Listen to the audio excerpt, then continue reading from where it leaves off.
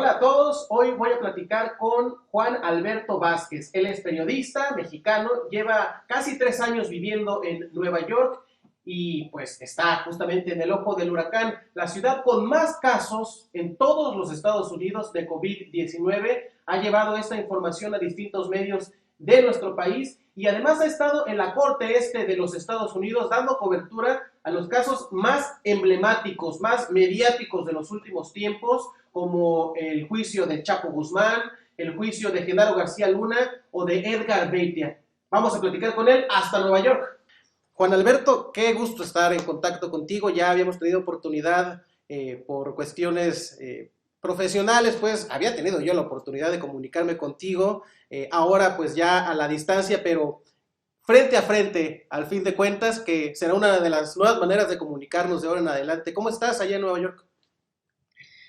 Pues estoy muy bien, manteniéndome a salvo, eh, pues aquí tratando de compaginar y de mediar entre mis labores de estarme cuidando, de cuidar a mi familia y bueno, de reportear algunas cosas, de salir a veces lo menos posible, pero bueno, pues aquí tratando de hacer las dos partes de amo de casa al mismo tiempo y reportero, ¿no? Platicaba yo en la presentación que hacía ahorita a las personas que nos están viendo, que llevas o llevabas 20 años ya trabajando de lleno en Milenio, pues tuviste que emigrar junto a tu familia y estás en el lugar preciso, en el momento preciso también en el que han pasado muchísimas cosas en Nueva York. Vamos a estar hablando de los juicios que te ha tocado cubrir, pero también en este momento pues, es uno de los epicentros de la pandemia en el mundo. ¿Qué ha implicado para ti en lo personal, ¿no? Estar allá teniendo que librar esta batalla junto a miles de personas en esta enorme ciudad de Nueva York y en lo profesional también? Claro, pues sí, o sea, como dices, después de renunciar a esta trayectoria de 20 años y llegar a Nueva York, pues en un primer año confuso, en que realmente yo estaba, pues no sabía exactamente qué iba a hacer, o sea, yo tenía muchas ganas de reinventarme, realmente tenía muchas ganas de seguir, pues ejerciendo mi oficio, pero bueno, fue un primer año en que las cosas no caminaban muy bien, pero después de que como, bueno, tú dices, llegó el juicio del Chapo Guzmán, pues bueno, a partir de ahí se han ligado una serie de acontecimientos y una serie de personajes que, bueno, pues me han permitido mantenerme activo, colaborando, bueno, pues con los medios que yo ya había estado en México colaborando, pero además que se han abierto muchas posibilidades más en otros lados. Y bueno, pues también cuestiones de investigar y de publicar, bueno, un libro. Y con esta coincidencia pues muy favorable, que se comenzaron a dar estos casos que tú mencionas y que ahora con la pandemia que llegó, que pegó tan fuerte aquí en Nueva York, bueno, pues se han dado estas coincidencias y se han combinado estos casos y que, bueno, pues aquí estoy, ¿no? Aquí estoy. Habrás dado seguimiento pues prácticamente día a día a las cifras. En este momento pues ya hay más de 200,000 contagios, ¿no? Allá en Nueva York, tan solo en la ciudad, 16, Ajá. más de 16,000 muertes. En el estado de Nueva York pues más de 360,000 casos. Es un porcentaje altísimo, ¿no? En lo que tiene que ver con el número de casos en los Estados Unidos. Es decir, la gran concentración de personas ahí en la ciudad de Nueva York ha propiciado que se haya acelerado de manera exponencial el virus, ¿no? Sí, esa es una de las razones. Realmente esta densidad, pero también este sentir, este espíritu neoyorquino de ser una ciudad muy cosmopolita, de recibir cada año 10 millones de turistas. Es decir, Nueva York era obvio que iba a suceder esto, pues llega gente del Medio Oriente, de China, de Europa, muchísimos cada día. Eso era obvio que iba a suceder y que iba a pegar muy fuerte en Nueva York. Obviamente aquí no estábamos preparados para eso, pero bueno, Pues en ningún justamente lado, ¿no? esta densidad que tú dices de, bueno, son casi 9 millones de neoyorquinos que viven aquí en los 5 barrios y que bueno, pues en unos barrios, sobre todo Queens, sobre todo el Bronx, que vive gente muy pegada, la comunidad inmigrante, por ejemplo, de México, que viven en un departamento 10 personas, 8 personas. Eso le gusta al coronavirus, ya lo vimos, Sí. le gusta mucho la gente que está muy junta y por eso es que se expandió tanto, ¿no? Oye, Juan, pero también la reacción de Donald Trump, ¿no? Que también me darás el punto de vista, pues fue lenta, ¿no? Al principio como que desestimó, como que esto va a ser una gripita, como actuando con esa actitud que luego toma en todos los temas, así lo tomó desde el principio y tal vez hubiera podido evitarse, controlarse, ¿no? El número de contagios si se hubiera tomado más en serio desde el inicio este asunto, ¿no? Sí, desde la parte del gobierno federal hubo mucha desidia. El dilema de decir a qué le vamos a dar prioridad a la economía o a la salud, eso le ha tocado a todo mundo. Y bueno, obviamente Donald Trump nunca pensó que fuera a ser contraproducente, como tú dices, o sea, no se lo tomó en serio, pensaba que esto iba milagrosamente a desaparecer, porque él no quería cerrar el país en un principio. Él decía, no, o sea, todo lo que quiera, no vamos a parar la economía, esto se va a Pues es dispersar, que pero no fue así. es el capitalismo hecho persona, ese tipo, ¿no?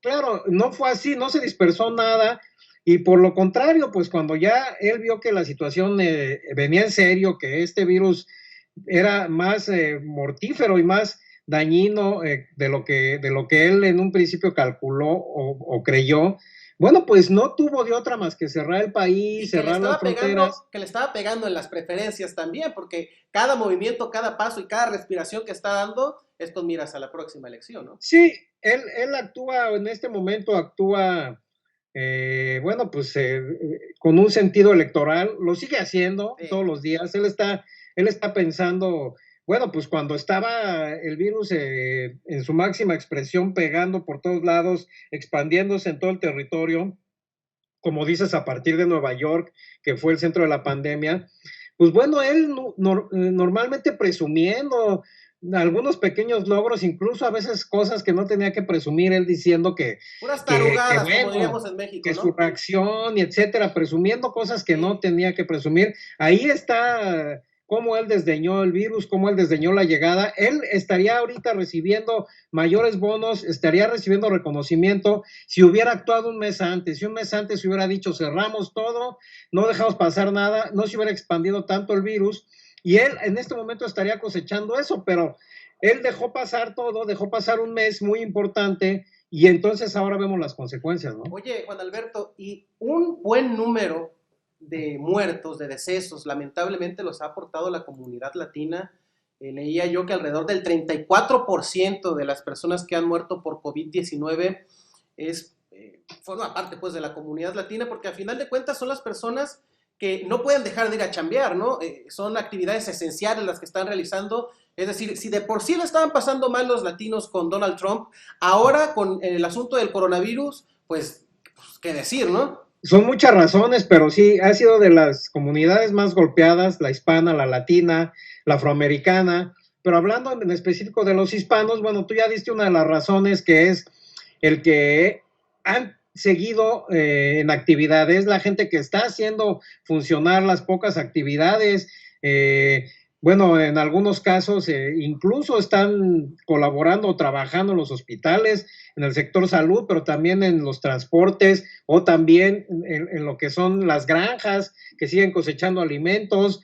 O sea, de los pocos trabajadores que siguen, muchos son indocumentados, son hispanos, son latinos, pero también como te lo decía yo al principio, o sea, es gente que vive hacinada, es gente que viven muchos en una casa, viven muchos en un departamento, viven muchos en una comunidad. Los que son indocumentados ilegales, pues no tienen un seguro el cual los proteja y entonces ellos no quieren ir a los hospitales. Entonces se quedan en sus casas y con todo el riesgo que eso implica, contagiando a otros. Entonces son muchas razones, pero sí muy golpeada la comunidad de inmigrantes, sobre todo, bueno, pues mexicanos, ¿no? Oye, Juan, ¿cómo has visto allá a la distancia? O sea, ¿tienes seguimiento diario también de lo que ocurre acá en México? La gestión que ha hecho el gobierno federal, cómo ha manejado las cosas. También parece que en un principio ocurrió acá en México lo mismo que en Estados Unidos por parte del presidente López Obrador en cuanto a desdeñar un poco o desestimar pues, el alcance que podría tener la pandemia, que ahora pues ya ha cobrado pues, una buena cantidad de víctimas también acá en México. ¿Cómo ves cómo se ha tratado acá el asunto en nuestro país por parte del gobierno. Fíjate que yo cuando me preguntan que por qué Nueva York estuvo tan contagiado y por qué crecieron tanto las muertes y los contagios, yo les digo que acá no tuvieron a su López-Gatell, ¿no? Acá no tuvimos a alguien que desde un mes antes de que hubiera el primer contagiado, desde un tiempo previo, pues estuviera anunciando, estuviera previendo, diciendo cómo íbamos a recibir las cosas que había que estar haciendo. Con incluso, con este desdén que tiene López-Gatell por el uso del tapabocas, pero bueno, Sí. él estaba ya desde un mes antes con las conferencias diarias.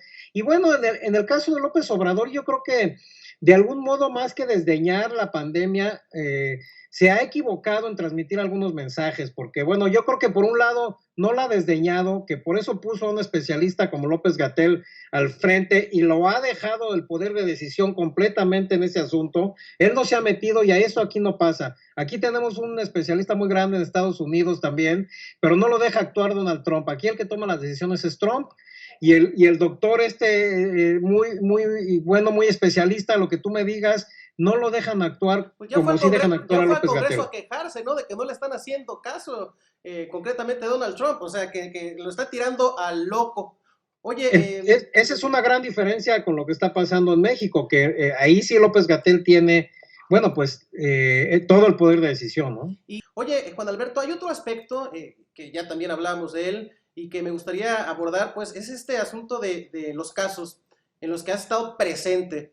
Casos importantísimos, los más relevantes mediáticamente, pues casi de manera internacional, mundial, diría yo, concretamente el de Chapo, ¿no? El caso de Raniere también, el líder de esta secta, Nexium, ¿no? Y también incluso de Edgar Beitia, todos ellos que se desarrollaron en la corte del distrito este de Nueva York, en la que durante mucho tiempo has estado un día sí y otro también.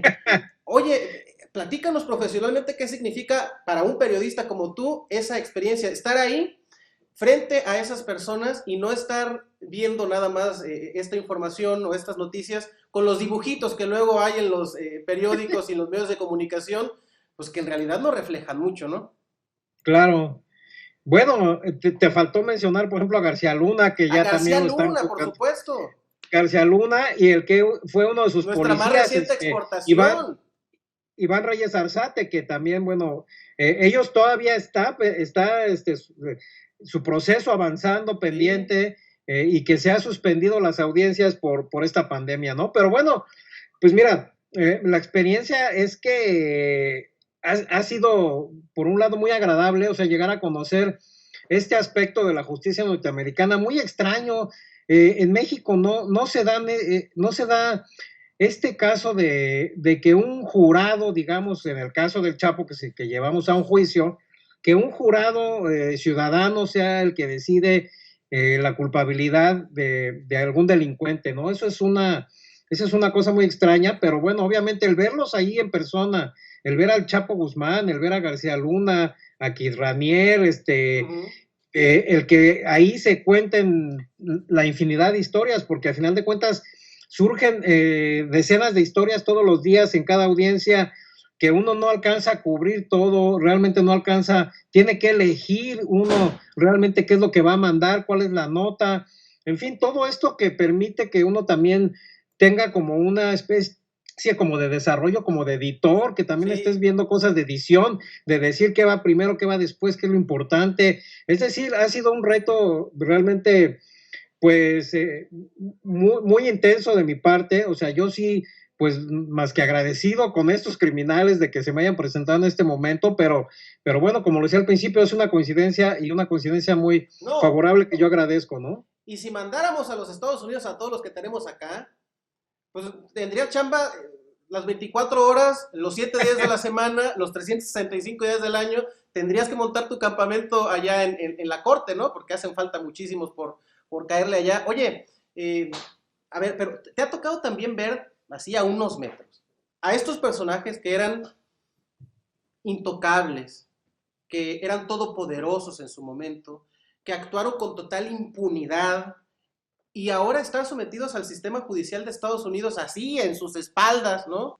Su rostro seguramente es distinto, ¿no? Al que veíamos cuando estaban actuando pues con total impunidad. ¿Qué nos puedes decir de esto, no? Su semblante, ¿cómo los has visto? ¿Qué experiencia te ha dejado esto? Fíjate que, por ejemplo, mira, en el caso específico del Chapo Guzmán, él siempre se trató, se intentó mantenerse en esta actitud muy digna, ¿no? Muy de no me quiebro.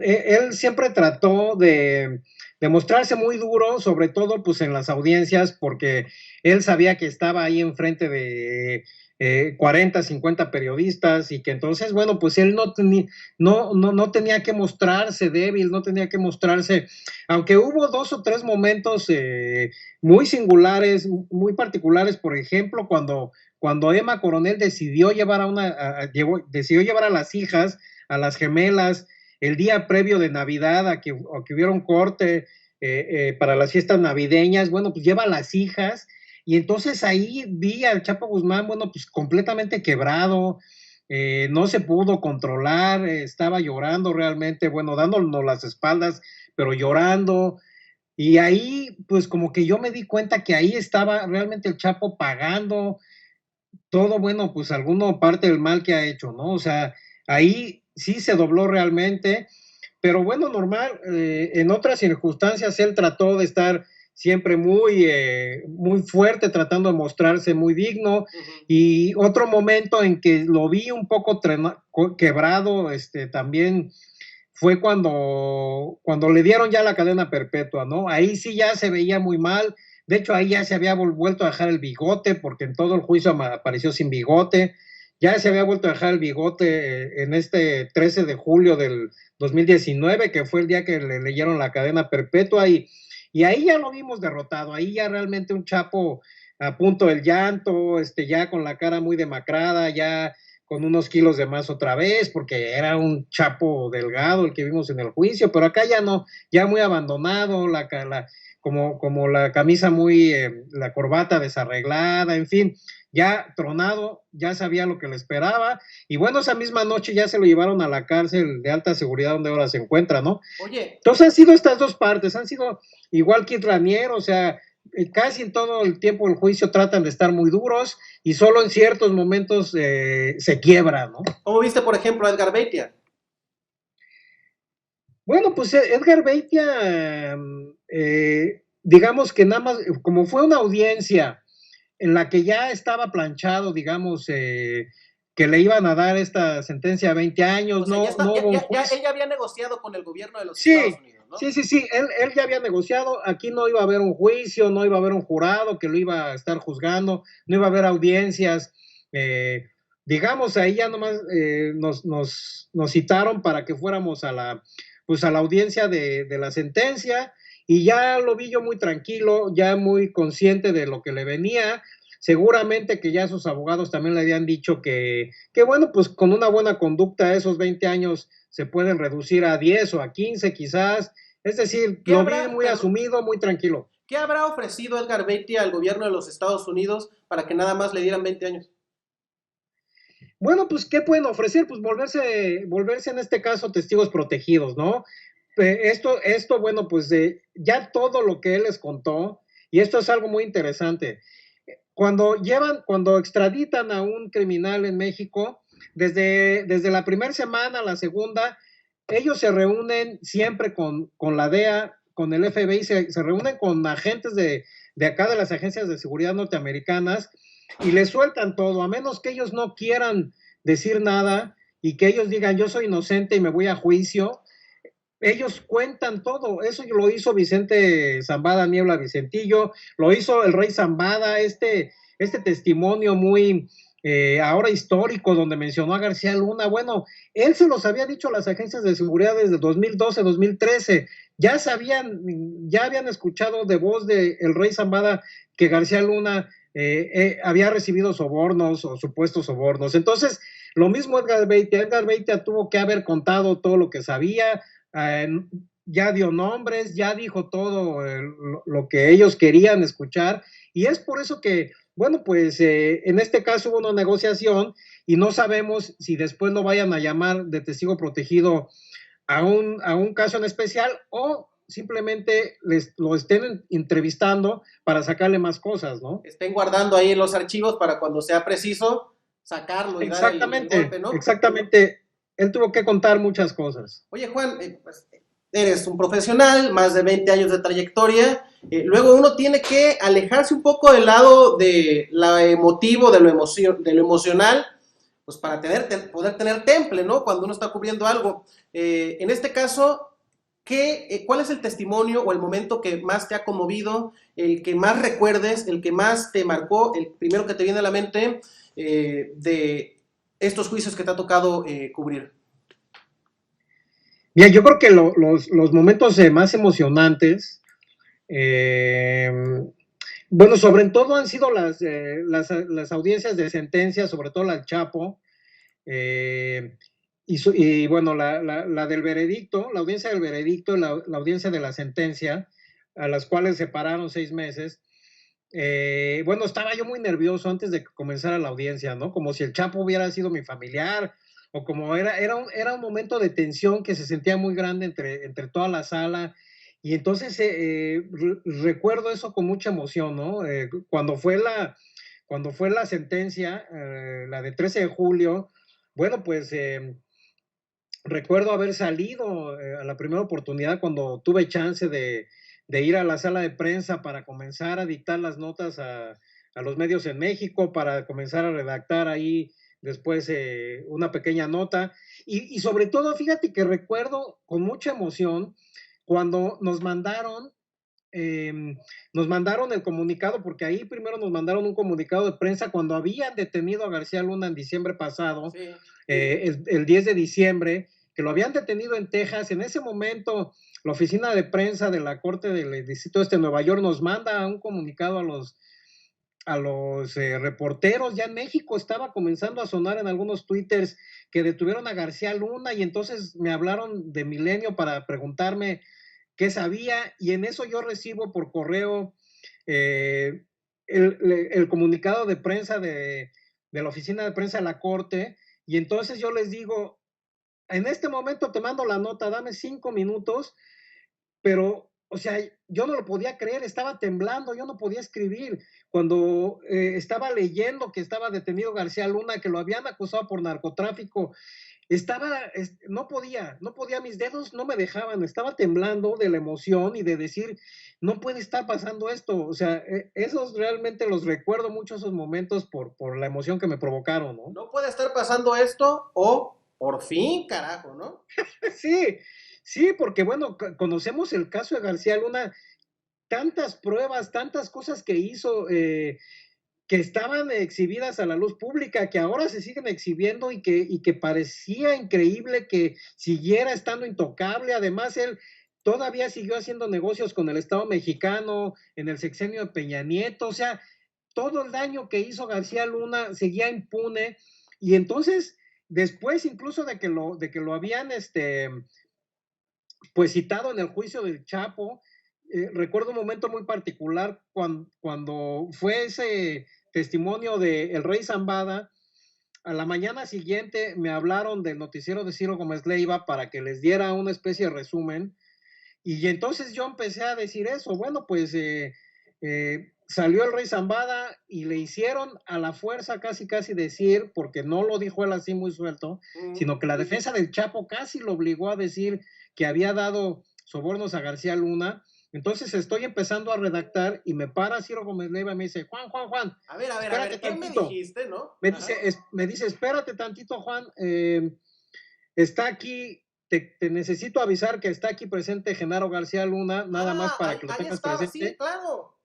Sí, sí, Estaba ahí en la sí. oficina con Ciro, y él y García Luna me dijo, hola, ¿cómo estás, Juan Alberto? Te mando muchos saludos. Y entonces yo me quedé así de, bueno, pues seguí platicando con él, oyendo, pero pues yo dando la nota y diciendo lo que habían dicho de él, y bueno, incluso puntualizando lo que nadie hizo ese día, ¿eh? Nadie puntualizó el silencio del Rey Zambada de casi 20 segundos después de que el abogado del Chapo le quiso sacar lo del soborno a García Luna, no lo quería decir el rey Zambada, le costó mucho trabajo, le tuvieron que leer su propia declaración, que como yo te digo es del 2013, 2014, le leyeron su declaración y entonces él tuvo que decir, bueno, sí, ¿no? Lo tuvo que aceptar, pero todo ese silencio nadie lo registró en la prensa más que yo, y yo le contaba eso a Ciro, y García Luna me decía, sí, claro, él no lo quería decir porque no sé qué, lo usaba todo a su favor García Luna, ¿me entiendes? No, no, o Entonces, sea, hábil nadie puede decir que no era, ¿no? ¿Y cómo te despediste sí, de él? Oye, acá te espero en Nueva York.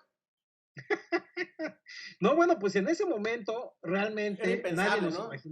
nadie nos imaginábamos que la fiscalía del caso también le iba a abrir una carpeta de investigación a él y también lo iban a detener un año después o año y medio después. O sea, nadie lo imaginó y, y bueno, y en este caso, yo ahí tengo una teoría al respecto que yo te la voy a decir muy rápidamente. Yo creo que tiene que ver con Donald Trump. Regresando a Donald Trump, el haber enjuiciado al Chapo, el haber sentenciado al Chapo, le trajo muchos puntos y le trajo muchos votos y mucha simpatía electoral a Trump, lo que hablábamos hace rato, que él Sí, está pensando en lo electoral. Y el haber dicho, síganse con esa línea, sigan deteniendo a mexicanos, síganlos juzgando acá, eso le atrae muy buenos reflectores a la justicia norteamericana y al gobierno norteamericano en por general. eso Yo creo decíamos, que tiene que ver Trump en todo esto. guardan los expedientes para cuando les conviene sacarlos a la luz. Ahí tienen su bochecito, ¿no? Su guardadito para cuando les conviene, sópatelas, ¿no? Bueno, pues esa es una realidad. El manejo político de la justicia, aquí, allá y en todos lados. Y si le siguen por ese camino, aquí hay un montón de material de exportación que seguramente vas a estar allá redactando tus próximos reportajes e incluso te puede dar pie para otro libro porque el, fíjate, este asunto del libro que acabas de publicar, me gustaría que lo abordáramos en otra oportunidad porque es un tema amplísimo. El libro que acabas de publicar sobre el caso Nexium, ¿no? Y la Sí, detención de Kate Ranieri y su séquito o parte de su séquito de esclavas, promotoras, etcétera, y cómo una persona, una sola persona, ¿no? Con el ego tan grande como lo tiene Kate, es capaz de engatusar a tantas personas, incluso personas tan poderosas, y encumbrarse a tal nivel como lo hizo él, ¿no? Eso te dio muchísimo material, pues incluso para escribir el libro. sí, se llama Nexium, la secta que sedujo al poder en México, y sí, es una historia fascinante, así como tú lo dijiste, cómo esta persona logró construir todo este imperio de engaños, en base a engaños, y imperio del mal, un imperio, una empresa criminal, o sea, con alcances criminales, porque en México conocimos lo de las esclavas y supimos, bueno, pues los personajes que ligados a la política o ligados a ciertas empresas, bueno, El hijo de pero Carlos Salé, era el una hijo de empresa Carlos Salinas, criminal, por ejemplo. era una empresa criminal realmente, con muchas aristas, con muchas ramificaciones, y resultó una historia fascinante, una historia realmente de película. Es decir, Sí. yo lo planteé y lo escribí como un reportaje periodístico. Traté de salirme un poco del género periodístico, ¿no? Traté de adaptarlo un poco a la crónica, a la literatura, pero bueno, esto pudo haber sido también una novela, ¿no? Porque realmente es una cosa fascinante desde el punto de vista periodístico, ¿no? Claro, trágico para muchas personas, pero para uno como escritor y como alguien que está esperando historias que contar, bueno, pues esto era fascinante, ¿no? Fabuloso. ¿Te parece si dejamos pendiente esa plática, Juan, sobre el libro? Yo encantado porque, bueno, pues como tú dices, sí hay que dedicarle su tiempo. Además, tú también para que lo termines de leer y, bueno, pues ya seguramente te van a salir algunas dudas o algunas cosas que me quieras comentar y, bueno, pues aquí lo platicamos, claro. La neta está re bueno el libro, ¿eh? Yo sí se los voy a recomendar a todos los que nos están en este momento siguiendo. Sí, pues voy apenas voy en el capítulo quinto, ¿no? Digamos, me hace falta un largo trecho todavía por recorrer, pero la verdad es que está contado tan a detalle que lo va a uno transportando pues a cada uno de estos casos que estás narrando, a cómo este personaje, ¿no? Se fue construyendo él mismo y se fue haciendo una bola de nieve de su propia mentira que finalmente terminó envolviendo pues, a una gran cantidad de personas. Platicamos en la próxima ocasión de tu libro, si te parece entonces, Juan. Me parece muy bien, o sea, yo estoy a tus órdenes y bueno, pues ya que lo termines, de verdad me interesa saber tu punto de vista, bueno, pues algunas cosas, algunos puntos finos de que te hayan quedado dudas, bueno, pues aquí seguiremos, porque además es un tema que va a seguir, ¿eh? Viene en los próximos meses, viene la sentencia contra Ranier, aún no le dictan de sentencia, ya lo hallaron culpable, pero pues por muchos motivos se ha retrasado, entonces es un tema que está todavía va a dar. contemplado que pudiera ser la sentencia, Juan? Bueno, mira, lo están sentenciando desde septiembre del año pasado, pero él con argucias legales ha logrado cambiar la fecha enero, luego se cambió a marzo, luego se cambió a abril, se cambió a mayo, se cambió a junio, y ahorita por la pandemia en junio ya dijeron mejor vamos a dejarla sin fecha, y cuando ya se puedan volver a hacer audiencias en la corte, porque él apeló a una ley que no le permitía que lo sentenciaran por videoconferencia. Entonces el juez dijo, mejor nos esperamos a que haya audiencias en vivo de vuelta y ya doy una fecha.